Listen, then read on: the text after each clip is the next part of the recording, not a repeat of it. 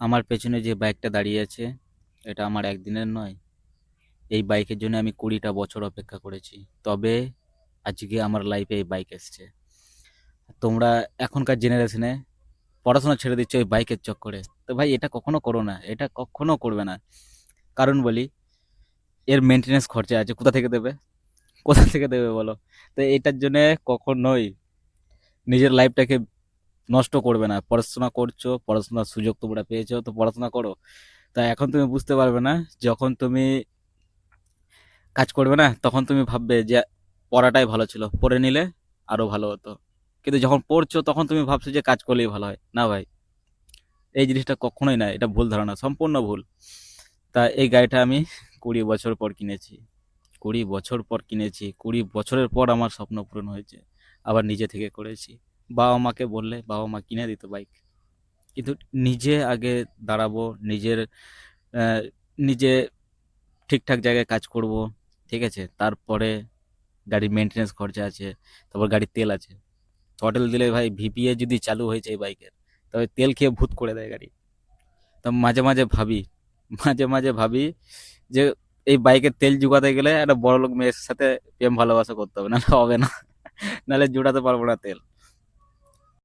বাড়ি থেকে বেরোলে কমসে কম 300 থেকে 350 টাকা তেল খেয়ে নেয় গাড়ি।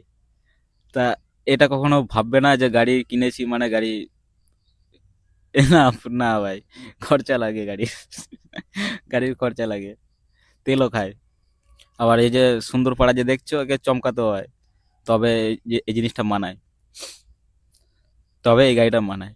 তোমার যে কোনো গাড়ি তুমি শখ করে কিনেছো, ভাই তাকে তো মেনটেনেন্স করে রাখতেই হবে। একটুখানি যদি দাগ হয়ে যায় না, কষ্ট লাগে।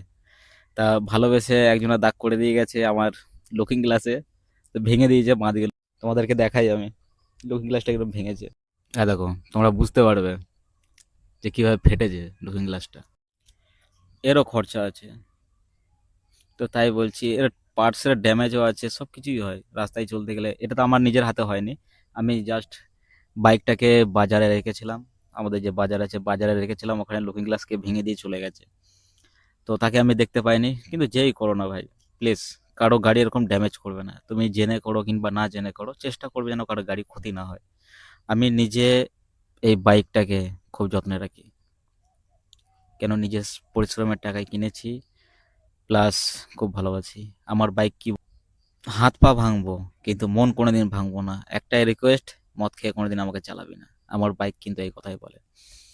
তা যারা বাইক কিনছো তোমরা, অনেকজনকেই দেখছো যে গাড়ি, এই বাইক R15 যারা কিনছে, তাদের তো ড্রিম বাইক, তারা ড্রিম বাইক কেনার পরও সেল করে দিচ্ছে। কেন করছে সেল, কেন করছে সেটা কখনো জানার চেষ্টা করেছো?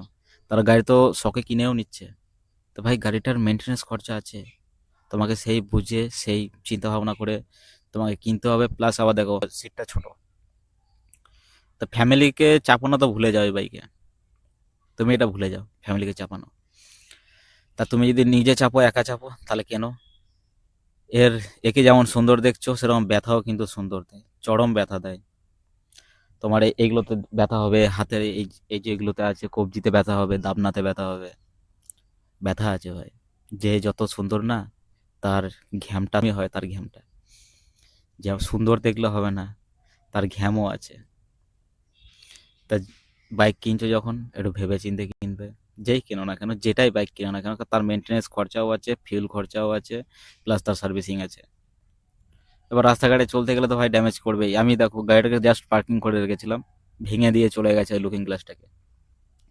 তা সেটা তো আমি আমার হাতে ভাঙিনি, আমি বাজারে রেখে দিলাম, ভেঙে দিয়ে যে দাঁড় করানো গাড়ি লুকিং গ্লাস ভেঙে গেছে। তো সেটা তো ভাই আমাকে পাল্টাতে হবে। তা এখন পাল্টাইনি, তাই পরের সপ্তাহে আমি পাল্টে নেবো।